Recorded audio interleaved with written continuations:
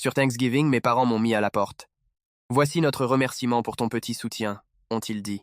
J'ai dit que j'arrêtais de payer les factures et que je partais, mais ils ont ri. Pourtant, un mois plus tard, Thanksgiving était censé être une fête de famille, une fête pour rendre grâce. Au lieu de cela, mon père m'a regardé droit dans les yeux au milieu du dîner et a dit « Tu dois partir ». Je me suis figé, la fourchette à mi-chemin de ma bouche. Quoi? Ma mère a évité mon regard. Mon petit frère et ma petite sœur gardaient la tête baissée, poussant la nourriture dans leur assiette comme s'ils voulaient disparaître. Mon père, lui, avait l'air calme, comme s'il avait déjà pris sa décision. Voici notre remerciement pour ton petit soutien, a-t-il dit en secouant la tête. J'ai laissé échapper un petit rire, pensant que c'était peu, être une blague bizarre. De quoi diable parles-tu? Mon père s'est adossé à sa chaise, les bras croisés. Tu ne fais pas ta part, Jack. Tu es ici depuis des mois et on ne voit pas beaucoup d'aide de ta part. Je l'ai regardé. Pas faire ma part. J'habitais chez eux depuis quelques mois. Oui, mais je n'étais pas juste un clochard qui dormait sur leur canapé. J'avais un emploi à temps plein. Je payais les courses, pas seulement pour moi, mais pour tout le monde. Je payais les plats à emporter quand ils n'avaient pas envie de cuisiner. J'ai même payé la facture Internet parce que mes frères et sœurs plus jeunes en avaient besoin pour l'école.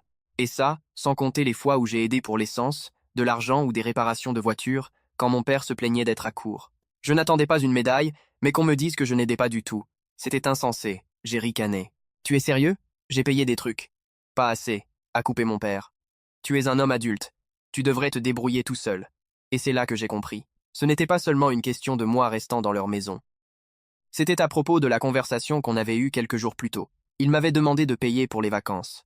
Pas juste un week-end, mais un vrai séjour de luxe dans un resort, y compris les vols. Ils voulaient que je paie pour tout.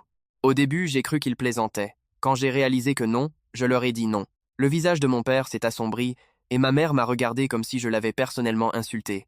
Après ça, les choses sont devenues bizarres. Ils m'ont moins parlé et maintenant, soudain, ils me mettaient à la porte. J'ai expiré lentement. Alors c'est à propos des vacances, hein? Ma mère a pincé les lèvres.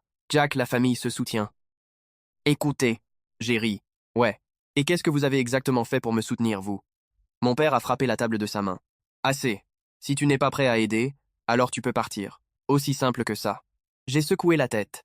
D'accord, je m'en vais. J'ai regardé entre nous. Et j'en ai fini de tout payer. Plus de courses, plus de factures, plus d'aide. Ça a fait rire mon père. Vas-y, loser. On verra combien de temps tu tiens. J'ai regardé mes frères et sœurs plus jeunes. Ma sœur fixait son assiette. Mon frère ne me regardait même pas. Personne ne s'est levé pour me défendre. Cette nuit-là, j'ai fait mes affaires. Ça n'a pas pris longtemps. Je ne m'étais pas vraiment installé. J'avais toujours pensé que c'était temporaire. J'ai trouvé un endroit pas cher dans la ville d'à côté. Pas super, mais c'était à moi. Et puis pendant un mois, rien. Aucun appel, aucun texto. J'ai pensé qu'il s'était lavé les mains de moi, et honnêtement, ça me convenait. Jusqu'à une nuit où mon téléphone a sonné. J'ai vu le nom de ma mère sur l'écran. J'ai failli ne pas répondre, mais quelque chose me disait que ce n'était pas juste un appel au hasard. Quelque chose n'allait pas. Ça faisait un mois depuis Thanksgiving, et je n'avais pas eu un mot d'eux. Pas un appel, pas un texto. Au début, je vérifiais mon téléphone, m'attendant à ce que ma mère me contacte, peut être même ma sœur, juste pour savoir comment j'allais. Rien. Je me suis dit que je m'en fichais, que j'étais mieux comme ça. Mais ça faisait encore mal. J'avais passé des mois à les aider, à m'assurer que mes frères et sœurs plus jeunes avaient ce dont ils avaient besoin, à payer des choses sans qu'on me le demande. Et dès que j'ai arrêté, c'était comme si je n'avais jamais existé. Mais honnêtement, après un moment, j'ai commencé à apprécier le silence. Mon appartement était petit, un peu délabré, et j'entendais mes voisins à travers les murs fins, mais c'était à moi. Personne qui me demandait de payer leurs courses, personne qui s'attendait à ce que je paye leurs factures. Pour la première fois depuis des mois, mon salaire durait vraiment. Je pouvais m'acheter des choses pour moi sans me sentir coupable. Puis, de nulle part, mon téléphone a sonné. Je venais de m'asseoir avec une assiette de restes de plats à emporter quand j'ai vu le nom de ma mère s'afficher sur l'écran. Je l'ai juste regardé une seconde, confus. Il ne m'avait pas appelé une seule fois depuis mon départ, même pas pour savoir si j'étais en vie. Et maintenant, soudain, il me contactait. Un instant, j'ai envisagé d'ignorer. De laisser aller sur la messagerie, mais quelque chose n'allait pas. J'ai soupiré et j'ai répondu « Allô ?» Il y a eu une pause de l'autre côté. Puis la voix de ma mère est arrivée, plus douce que d'habitude. « Jack, on a besoin de ton aide. » J'ai failli rire. Maintenant, ils avaient besoin de mon aide. « Quoi? Vos plans de vacances sont tombés à l'eau ?» ai-je dit, sans cacher le sarcasme. Elle n'a pas répondu. À la place, elle a juste dit « C'est Ryan. » Ça m'a fait me redresser. Qu'est-ce qu'il a? Elle a hésité. J'entendais des voix étouffées en fond. Mon père qui disait quelque chose que je ne pouvais pas distinguer. Puis elle a dit « Il a perdu 25 000 $. J'ai senti mon estomac se nouer. Il a quoi? Il a joué, a-t-elle avoué. Je me suis passé la main sur le visage. Ryan avait à peine l'âge de boire, encore moins de jouer. Mais 25 000? Ce n'était pas juste perdre quelques centaines au poker. C'était sérieux. Comment diable a-t-il pu obtenir autant d'argent? Ai-je demandé. Il l'a emprunté, a-t-elle dit. Sa voix a un peu craqué. J'ai fermé les yeux. Jésus-Christ. Et maintenant, a-t-elle continué, il doit tout rembourser. Et on n'a pas l'argent, Jack. On est complètement à sec. Je me suis adossé à ma chaise et j'ai regardé le plafond. Un mois plus tôt, ces gens m'avaient ri au nez quand j'avais dit que j'en avais fini de tout payer. Ils m'avaient jeté dehors le jour de Thanksgiving. Et maintenant, ils étaient soudain désespérés d'avoir mon aide parce que mon idiot de frère s'était mis dans une dette massive. Ça aurait été tellement facile de raccrocher, de leur dire que ce n'était pas mon problème, de les laisser se débrouiller. Mais malgré tout, je ne pouvais pas. Ryan avait être été stupide, mais c'était toujours mon frère. Et s'il avait emprunté autant d'argent, ce n'était pas à une banque. C'était grave. J'ai expiré lentement. Je viens. J'ai entendu le soulagement dans la voix de ma mère. Merci, Jack. Je n'ai pas répondu. J'ai juste raccroché, pris mes clés et suis sorti. Je n'avais aucune idée de ce dans quoi je m'engageais, mais je ne savais pas que ce n'était que le début. Le trajet jusqu'à la maison de mes parents a semblé étrange. Je n'y étais pas allé depuis la nuit où j'étais parti, et honnêtement, je n'avais jamais pensé y retourner, du moins pas si tôt. Le quartier avait le même aspect. Quelques maisons avaient encore des lumières de Noël, même s'il était fin décembre. Les mêmes vieilles voitures abîmées étaient garées dans les allées. Tout était exactement comme je m'en souvenais. Mais d'une certaine façon, ça semblait différent. Je me suis garé dans l'allée, et je suis resté assis une seconde, agrippant le volant. Une partie de moi voulait faire demi-tour et repartir, mais j'ai soupiré, suis sorti et ai marché jusqu'à la porte d'entrée. Avant même que je puisse frapper, ma mère a ouvert. Elle avait l'air épuisée. « Jack ?» a-t-elle expiré. « Entre. » Je suis entré. La maison sentait pareil, comme un désodorisant à la cannelle et la bougie bon marché que ma mère achetait toujours. Mais l'énergie était complètement différente. Ryan était assis sur le canapé, voûté, fixant le sol. Mon père se tenait près de la table de la salle à manger, les bras croisés, l'air énervé. Personne n'a rien dit pendant une seconde. Puis j'ai demandé « Bon, quelqu'un peut me dire ce qui s'est passé, bordel ?» Ryan n'a pas levé les yeux. Ma mère s'est assise à côté de lui et lui a frotté le dos comme s'il était un petit gamin qui venait de se faire une égratignure au genou. C'est mon père qui a répondu. « Ton frère a été un idiot. Voilà ce qui s'est passé. » Ryan a finalement parlé, d'une voix basse. Je ne voulais pas que ça aille aussi loin. Je l'ai regardé. « Comment tu perds accidentellement 25 000 $? Il a laissé échapper un souffle tremblant. Ça a commencé petit, juste quelques centaines. Puis j'ai gagné gros, alors j'ai continué. Il m'a enfin regardé, le visage pâle. Et puis j'ai tout perdu. J'ai secoué la tête. D'accord, mais tu n'avais pas 25 000 à perdre. Alors qui diable t'a donné l'argent? Ryan a hésité. Mon père a répondu à sa place. Il a contracté un prêt. Quelque chose dans la façon dont il l'a dit m'a retourné l'estomac. Quel genre de prêt? Ma mère a parlé doucement. Pas un prêt de banque. J'ai senti ma mâchoire se contracter. Alors quoi? Un usurier de derrière-boutique? Personne n'a répondu, mais leur silence m'a tout dit. Jésus-Christ. J'ai pincé l'arête de mon nez. D'accord. Et exactement quand est-ce qu'il est censé rembourser? Fin de la semaine, a marmonné mon père. J'ai laissé échapper un long souffle. Et vous n'avez rien? Ma mère a secoué la tête. On a déjà maxé nos cartes de crédit. On n'a même pas assez pour le loyer du mois prochain. Je me suis appuyé contre le mur et j'ai tout pris en compte. Un mois plus tôt, il m'avait traité de loser et m'avait mis à la porte. Maintenant, il se noyait dans les dettes, désespéré, et s'attendait à ce que je règle le problème. J'avais l'argent, pas tout, mais j'avais économisé depuis mon déménagement. Je pouvais couvrir au moins la moitié. Mais est-ce que je devais? Il m'avait laissé en plan sans un second regard. Mon père m'avait littéralement ri au nez en me voyant sortir. Mais Ryan, lui, c'était différent. Oui, il avait été un connard, mais je voyais la peur dans ses yeux. S'il devait de l'argent aux mauvaises personnes, ce n'était pas juste une leçon qu'il pouvait tirer. C'était dangereux. J'ai expiré brusquement. Je peux en couvrir une partie. Ne. Ma mère a poussé un soupir de soulagement. Mon père n'a rien dit. Ryan a juste hoché la tête, les yeux toujours fixés sur le sol. Je vais te virer 12 000, ai-je dit. C'est tout ce que je peux faire. Ma mère a saisi ma main. Merci, Jack. Je me suis dégagé. Ne me remercie pas. Assure-toi juste que ça n'arrive plus jamais. Je me suis tourné vers Ryan. Et toi? Tu vas me rembourser. Chaque putain de centime. Il a avalé difficilement. Je le ferai. Je ne l'ai pas cru, mais je m'en occuperai plus tard. Pour l'instant, je venais de les tirer d'affaire. Et même si je savais que je n'aurais pas dû, je ne pouvais m'empêcher de penser que peut être, ça changerait les choses. Je ne savais pas à quel point j'avais tort. J'ai viré les 12 000 cette nuit-là. Ma mère a presque pleuré. Mon père a marmonné ce que je pense être un merci, mais il pouvait à peine me regarder dans les yeux. Ryan a juste hoché la tête, l'air toujours malade. Je ne suis pas resté après ça. J'ai clairement dit que c'était un prêt, pas un cadeau, et que Ryan me rembourserait. Personne n'a protesté. En rentrant à mon appartement, je me suis dit que j'avais fait ce qu'il fallait. Ce n'était pas pour mes parents, c'était pour Ryan. C'était mon frère. Et même si j'avais envie de les laisser tous se noyer dans le bordel qu'ils avaient créé, je ne pouvais pas rester les bras croisés à le regarder se faire blesser pour quelque chose de stupide. Une semaine a passé, puis 2, puis 1 mois, et rien. Ryan ne m'avait pas envoyé 1 centime. Aucun appel, aucun texto, rien. J'ai attendu, lui laissant le bénéfice du doute. Être qu'il était de nouveau sur pied. Être qu'il s'en sortait. Puis un jour, j'ai finalement craqué et je l'ai appelé. Il a répondu après quelques sonneries. « Hey, Jack !» Je suis allé droit au but. « Où est mon argent ?» Il y a eu une pause. « Je l'ai pas encore. » J'ai serré la mâchoire. « Tu as dit que tu me rembourserais. »« Je le ferai, » a-t-il dit rapidement. « J'ai juste besoin de plus de temps. »« Plus de temps ?» J'ai ricané. « Ryan, ça fait 1 mois. Tu ne m'as même pas envoyé 20 $. » Il est resté silencieux. J'entendais du bruit de fond, des sons de jeux vidéo. Être. Il ne travaillait même pas, n'est-ce pas? J'ai senti ma patience se briser. Tu te la coules douce, hein? Non, j'essaye, mec. C'est juste, je l'ai coupé. Je me fous des excuses. Je t'ai tiré d'affaire. Je n'étais pas obligé, mais je l'ai fait. Et maintenant, tu ignores complètement.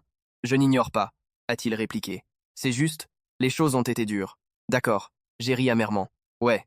Eh bien, les choses vont devenir beaucoup plus dures si tu ne commences pas à me rembourser. Silence. J'ai soupiré.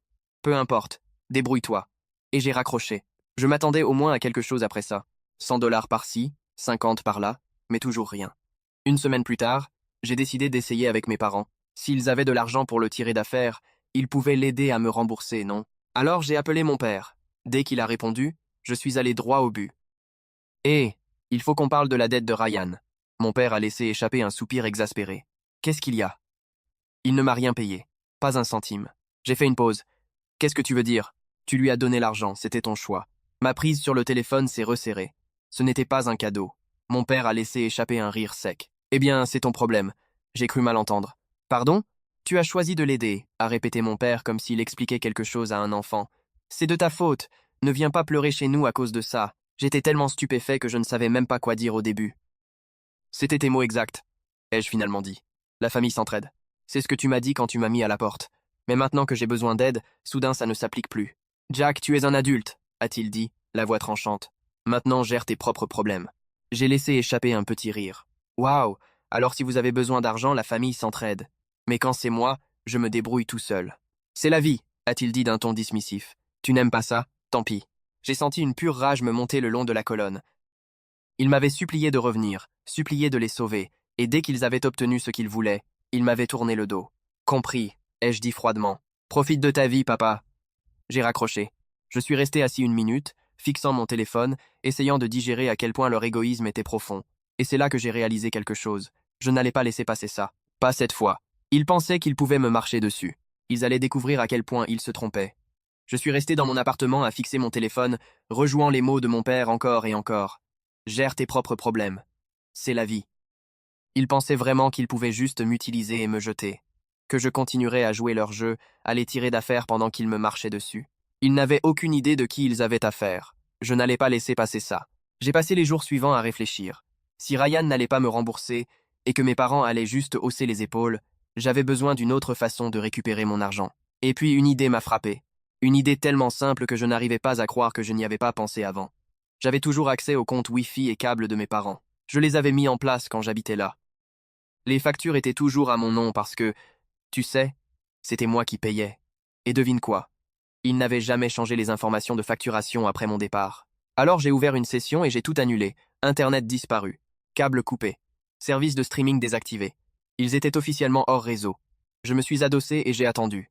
Bien sûr, ma mère a appelé le lendemain matin. Jack, a-t-elle dit, la voix déjà agacée. Internet est en panne. J'ai fait l'innocent. Hein? C'est bizarre. Elle a soupiré. Tu peux regarder? Ta sœur a du travail scolaire et on ne peut même pas regarder la télé. J'ai souri. Oh, je sais déjà ce qui s'est passé. Quoi? J'ai tout annulé. Silence. Tu as quoi? A-t-elle finalement dit. J'ai tout annulé. Internet, câble, Netflix, tout ce que vous utilisiez, c'est fini. Jack, a-t-elle gaspillé. Pourquoi tu as fait ça? Je me suis adossé à ma chaise. Oh, je ne sais pas. Être parce que c'était toujours moi qui payais. Mais ta sœur en a besoin pour l'école. Alors être, ai-je dit lentement. Vous devriez le payer vous-même. J'entendais mon père en fond. Qu'est-ce qui se passe? Jack a tout annulé, a sifflé ma mère. Bien. J'ai entendu mon père ricaner. On n'a pas besoin de lui. J'ai ri. Ouais, on verra combien de temps vous tenez sans Wi-Fi. Mon père a pris le téléphone à ma mère. Écoute, espèce de petit. J'ai raccroché. Ça aurait dû être la fin, mais je n'avais aucune idée de ce qui allait se passer ensuite. Quelques jours plus tard, je suis rentré du travail et quelque chose n'allait pas. La porte de mon appartement était déverrouillée. Je verrouillais toujours ma porte. Toujours. Mon estomac s'est retourné pendant que j'ouvrais lentement. Et puis j'ai vu. Mon appartement avait été saccagé, les coussins jetés partout, mon ordinateur portable disparu, mes tiroirs arrachés, ma télé était partie. Je suis resté là, stupéfait, et puis j'ai compris. Ce n'était pas un cambriolage au hasard, c'était eux. Ma famille avait forcé l'entrée de mon domicile et je venais de déclarer la guerre. Je suis resté au milieu de mon appartement saccagé, le cœur battant, mon ordinateur portable parti, ma télé partie, les tiroirs ouverts, les vêtements jetés partout. J'ai serré les poings. Je savais qui avait fait ça. Ce n'était pas un cambriolage au hasard. C'était eux, ma propre famille. J'ai pris une profonde inspiration et j'ai appelé la police. Quand l'officier est arrivé, il a jeté un coup d'œil au désordre et m'a demandé si j'avais des suspects. Je n'ai même pas hésité. Je pense que ce sont mes parents et mon frère. Il a levé un sourcil. La famille? J'ai hoché la tête. J'habitais avec eux.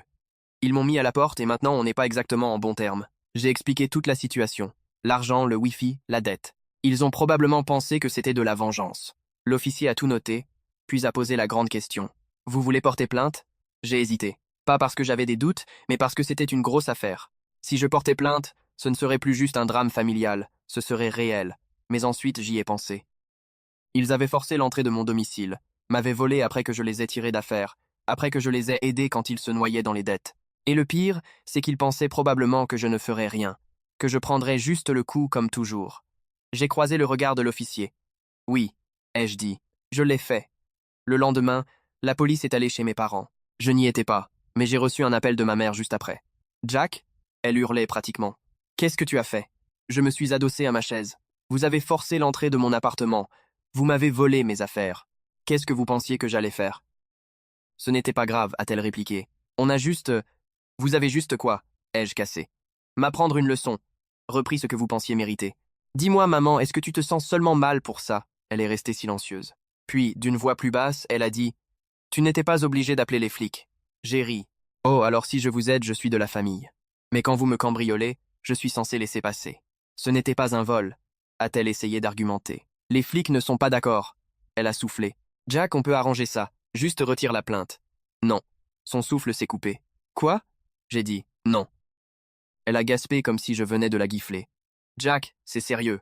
Ton frère, je lui ai donné 12 000, ai-je cassé. Et il ne m'a toujours pas remboursé. Maintenant, il force l'entrée de mon appartement. J'en ai fini. » Silence. Puis elle a tenté un dernier coup. Le chantage affectif. « Tu vas vraiment faire ça à ta propre famille? » J'ai pris une profonde inspiration. « Non, maman. Vous l'avez fait à vous-même. » Et j'ai raccroché. Les flics ont retrouvé ma télé et mon ordinateur portable dans une boutique de prêteurs sur gages locaux, vendue au nom de Ryan. C'était tout ce dont ils avaient besoin. Ryan a été arrêté pour cambriolage et mes parents ont été accusés de complices. Mes grands-parents l'ont appris peu après, et c'est là que tout a changé, parce que eux, ils étaient furieux. Et pour la première fois de ma vie, mes parents allaient apprendre ce que c'était que de vraies conséquences. Je ne suis pas allé aux audiences. Je n'avais pas besoin. Les preuves étaient irréfutables. Registre de la boutique de prêteurs, images de sécurité, tout. Ryan a plaidé coupable, pensant probablement s'en tirer facilement. Mes parents ont essayé d'argumenter qu'ils ne savaient pas ce qu'ils faisaient, mais personne n'y a cru. Ils ont tous eu une probation, pas de prison, mais ils avaient maintenant un casier judiciaire. Et ça, c'était leur problème, pas le mien. La vraie retombée est venue quand mes grands-parents l'ont appris. Je ne sais pas qui leur a dit. Probablement une de mes tantes. Mais quand j'ai reçu un appel de mon grand-père, je pouvais sentir qu'il était furieux. « Jack » a-t-il dit d'une voix rauque. « C'est vrai? Tes parents et Ryan t'ont volé? » « Oui, ai-je dit. »« C'est vrai. » Il y a eu une longue pause. Puis, très calmement, il a dit « Ils vont le regretter. » Je ne sais pas exactement ce qui s'est passé après ça, mais mes grands-parents sont partis en guerre. Ils ont complètement coupé les ponts avec mes parents. Plus d'aide pour les factures. Plus de couverture quand ils merdaient.